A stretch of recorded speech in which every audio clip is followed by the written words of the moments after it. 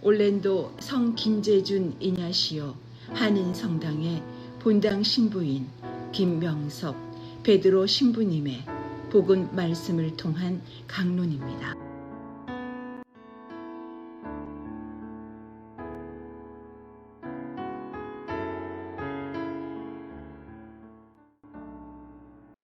그날 곧 주간 첫날 저녁이 되자 제자들은 유다인들이 두려워 문을 모두 잠가 놓고 있었다. 그런데 예수님께서 오시어 가운데 서시며 평화가 너희와 함께 하고 그들에게 말씀하셨다. 이렇게 말씀하시고 나서 당신의 두 손과 옆구리를 그들에게 보여주셨다. 제자들은 주님을 뵙고 기뻐하였다. 예수님께서 다시 그들에게 이르셨다. 평화가 너희와 함께. 아버지께서 나를 보내신 것처럼 나도 너희를 보낸다. 이렇게 이르시고 나서 그들에게 숨을 불어넣으며 말씀하셨다. 성령을 받아라. 너희가 누구의 죄든지 용서해 주면 그가 용서를 받을 것이고 그대로 두면 그대로 남아있을 것이다.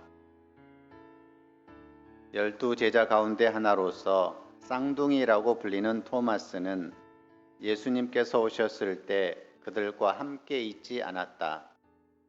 그래서 다른 제자들이 그에게 우리는 주님을 배웠소 하고 말하였다.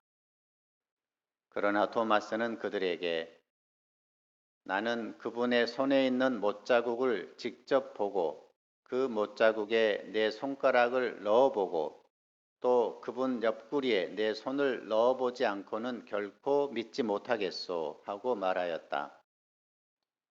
여드레 뒤에 제자들이 다시 집안에 모여 있었는데 토마스도 그들과 함께 있었다. 문이 다 잠겨 있었는데도 예수님께서 오시어 가운데 서시며 평화가 너희와 함께 하고 말씀하셨다. 그러고 나서 토마스에게 이르셨다. 너의 손가락을 여기 대보고 내 손을 보아라. 너의 손을 뻗어 내 옆구리에 넣어 보아라. 그리고 의심을 버리고 믿어라. 토마스가 예수님께 대답하였다. 저의 주님, 저의 하느님. 그러자 예수님께서 토마스에게 말씀하셨다. 너는 나를 보고서야 믿느냐? 보지 않고도 믿는 사람은 행복하다.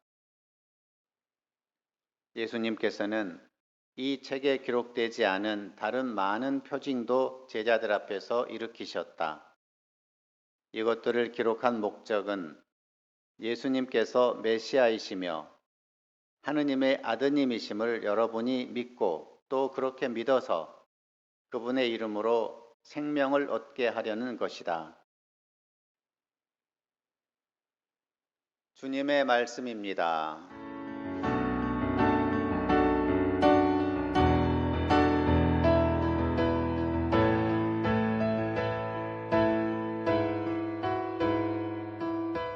한 주간 평안하셨습니까?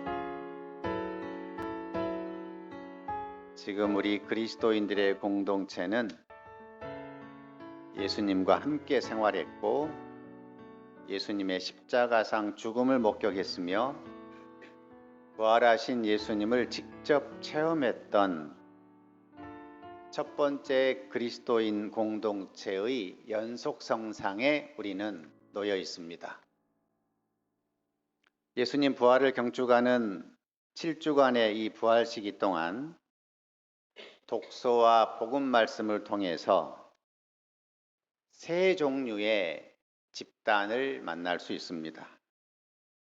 복음서를 통해서는 부활하신 예수님을 직접 만났던 사도들을 만나게 되고 일독서 사도행전을 통해서는 사도들을 중심으로 형성된 첫 번째 그리스도인 공동체를 만날 수 있고 두 번째 독서 베드로 1서를 통해서는 예수님 부활 후 60년쯤 지난 후에 있었던 베드로 사도가 이끌던 초창기 그리스도인 공동체 사람들을 만날 수 있습니다. 예수님과 직접 얼굴을 맞대었던 사도들, 또 그 사도들의 가르침에 모여든 그리스도인들, 그리고 또 그 그리스도인들 가운데에서도 이들을 영적으로 이끌었던 사도들의 가르침, 이렇게 부활 7주간 동안 말씀의 전례는 그들을 만날 수 있는데, 현재 2026년 4월 이 시점에 있는 우리들은 이제 네 번째 그리스도인들의 집단이라고 불릴 수 있습니다. 초기 그리스도인들처럼 또 사도들처럼 예수님을 직접 보지 못했고, 또 사도들로부터 직접 가르침을 듣지 못하고 있고, 하지만 그들을 부러워할 필요가 전혀 없습니다. 부활하신 주님께서 그들과 함께 했듯이 지금 우리들에게도 부활하신 주님은 우리와 함께 계시기 때문입니다. 또한 사도들이 처음 그리스도인들을 위해 기록했던 그 말씀을 지금 우리는 꺼내어서 읽을 수 있고 묵상할 수 있습니다. 그러니 지금도 여전히 우리는 사도들로부터 가르침을 듣고 부활하신 주님께 인도되고 있는 것입니다. 그런 점에서 우리가 주일 전례에 참여하는 것이 참으로 의미가 깊습니다. 예수님께서 부활하신 날 몸소 사도들에게 오셨듯이 우리도 부활하신 그리스도를 만나기 위해서 바로 이 주일 전례에 참여하는 것입니다. 부활하신 예수님께서는 단 한 번도 우리의 이 주일 전례에 결석하신 적이 없습니다. 우리가 기도하러 모일 때마다, 하느님 말씀이 낭독되고 선포될 때마다, 성체성사가 거행될 때마다 부활하신 예수님은 늘 우리와 함께 우리 가운데 계시겠다고 약속하셨습니다. 오늘 우리는 하느님의 한 가족으로 이 미사에 참여하고 있습니다. 복음에서 이야기하듯이 예수님은 부활하신 뒤에 대부분 집단으로 모여 있는 제자들에게 나타나셨다는 이 점에 우리는 주목해야 합니다. 오늘 복음에서도 토마스가 왜 부활하신 주님을 믿지 못했는지, 만나지 못했는지 보여주고 있죠. 토마스는 사도들의 집단, 즉 그들의 공동체에서 혼자 떨어져 있었기 때문에 나머지 제자들은 부활하신 주님을 이미 만났는데 토마스는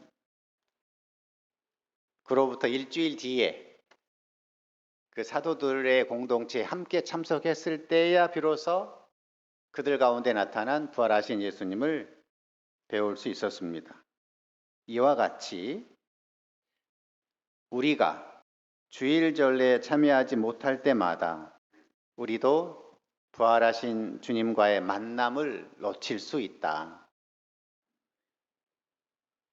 그분께 기도하러 모인 공동체에 변함없이 베풀어 주시는 값진 선물들을 놓칠 수 있다.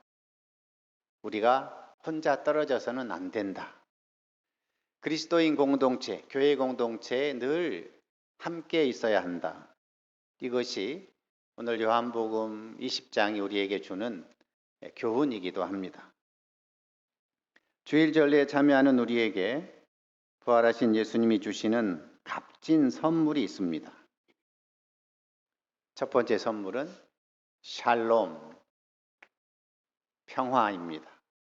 평화가 너희와 함께, Peace be with you. 우리는 그저 서로에게 평화를 빌어줄 뿐이지만 예수님께서 주시는 평화는 실제로 발생하는 평화입니다.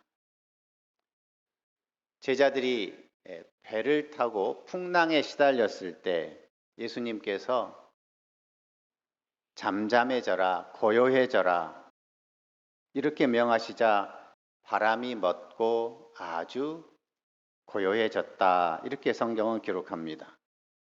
평화가 너희와 함께 두려움에 떨던 숨어 지내는 제자들에게 예수님은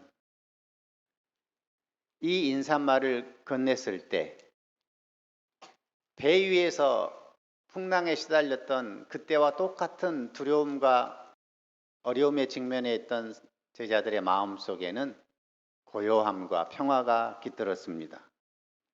두려움이 사라지고 논쟁을 멈추었습니다.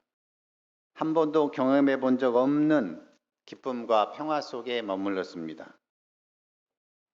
주일절에 모여 기도하는 우리에게 부활하신 주님이 주시는 두 번째 선물은 성령입니다. 성령을 받아라. 주님은 성령의 선물을 주셨고 당신과 함께 머무는 사람들에게 계속 이 성령의 선물을 나누고 계십니다. 마치 나무줄기와 가지 사이에서 일어나는 생명의 흐름처럼 아버지에게서 예수님으로 생명이 흐르고 예수님에게서 우리에게로 그 생명이 흐르고 있습니다. 사도들에게 주신 것처럼 우리에게도 성령을 부어주셔서 당신 제자들에게 주었던 그 사명을 또한 우리들에게도 주셨습니다. 사람들에게 기쁜 소식을 전해라. 그들이 구원받도록 복음을 전해라. 우리가 하느님 나라에 참여하는 것도 부당한데 그 나라를 만들어가는 일에는 더욱 합당치 못하다고 생각할 수 있습니다. 그 일에 참여할 자격을 주신 것은 성령을 받아라 라고 하신 그 말씀으로 인해서 우리의 모든 자격이 다 회복되었습니다. 이 선물만큼 영광스럽고 위대한 선물이 또 어디 있겠습니까? 성령을 받아라. 즉, 너희가 잃어버린 신성을 채워라. 에덴 동산에서 잃어버린 그 신성을, 하느님을 닮은 우리의 존재를, 원상을 그대로 회복시키고 채워주신 사건이 바로 예수님의 부활이고 우리는 이 전례에 참여하면서 그 성령을 온몸으로 받아들이고 있는 것입니다. 부활하신 주님께서 우리에게 베풀어 주신 세 번째 선물은 용서입니다. 죄를 용서하는 힘을 주셨습니다. 죄는 우리가 품고 있는 평화와 기쁨을 파괴하는 적입니다. 생명을 파괴하고 하느님께서 우리에게 맡겨주신 사명을 수행하지 못하도록 가로막는 것, 그것이 죄입니다. 이것을 이겨내기 위한 강력한 무기가 필요한데 부활하신 예수님은 이 무기를 제자들 손에 쥐어주셨습니다. 즉, 용서할 수 있는 권한입니다. 너희가 용서하면 하늘도 용서하고 너희가 용서하지 못하면 하늘에도 그대로 매여 있게 된다 라고 말씀하셨죠. 교회에 맡기신 이 용서하는 권한, 이것은 또한 우리 각자가 다른 사람들이 나에게 저지른 잘못에 대해서 앙가품하지 않고 7번씩 70번까지라도 용서해야 한다. 또 용서할 수 있는 그 능력까지도 성령을 통해 우리는 받았습니다. 이처럼 우리가 주님의 부활을 경축하는 주일마다 이 전례를 거행하면서 부활하신 주님이 늘 우리와 함께 하시면서 평화를 선물로 주시고 성령을 선물로 주시고 용서할 수 있는 힘을 우리에게 선물로 주십니다. 우리가 받은 이 세 가지 선물을 그냥 마음속에 간직하고 포장해 놓고 전시해 놓는 보물이 아니라 이것은 이웃과 나누어야 할 보물입니다. 나누면 나눌수록 더 커지고 더 의미 있는 선물이 됩니다. 사도들이 주님으로부터 받았고 또 그 사도들로부터 가르침을 받은 초대 그리스도인들이 받았으며 그것을 대대로 수세기에 걸쳐 지금 이 순간까지 우리가 이어받고 있는 것입니다. 서로 사랑하라는 예수님 계명을 지키고 공경에 처한 사람을 돌보고 용서를 통해 서로 일치하는 가운데 우리는 이 기쁨과 평화의 부활을 날마다 살아갈 수 있기를 바랍니다. 아멘.